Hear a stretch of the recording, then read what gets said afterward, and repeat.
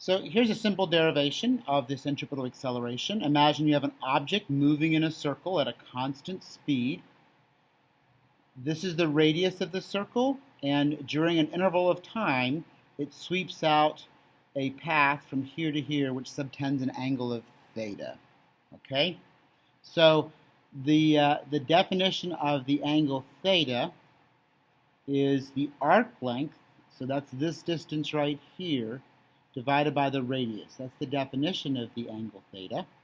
And the distance that it sweeps out is equal to its velocity times the time.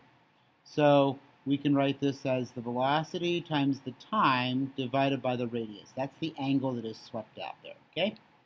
Now, we are going to imagine the velocity vectors. Here, it's moving in this direction, so this is the velocity vector. And then in a little while later, the velocity vector is pointing in this direction. Now the speed didn't change, so these vectors are the same length, but the direction did change. So I've drawn these velocity vectors over here. Here is the velocity vector, and a little while later, here is the velocity vector. And the only thing that's changed about it is the direction. So this right here is the change in the velocity, okay?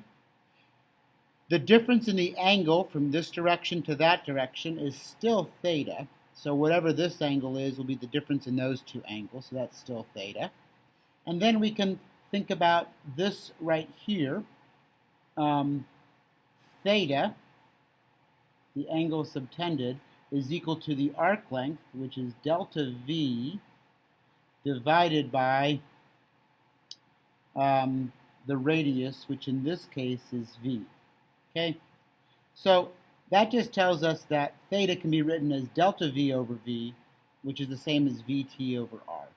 Now, to find the centripetal acceleration, we know the acceleration is always the change in the velocity divided by the time. We're going to solve for the change in velocity, so we are going to say that delta V over V, that's theta, that also equals this theta over here, which is Vt over R. So I can write this as delta V equals, multiply this up here, I get V squared T over R.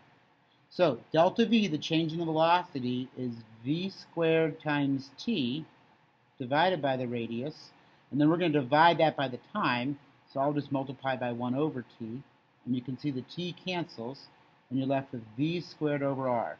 So the centripetal acceleration, the acceleration of the object moving in a circle, is V squared over R. And then, of course, the centripetal force is M times A. A force is always a mass times the acceleration. So that's mv squared over R.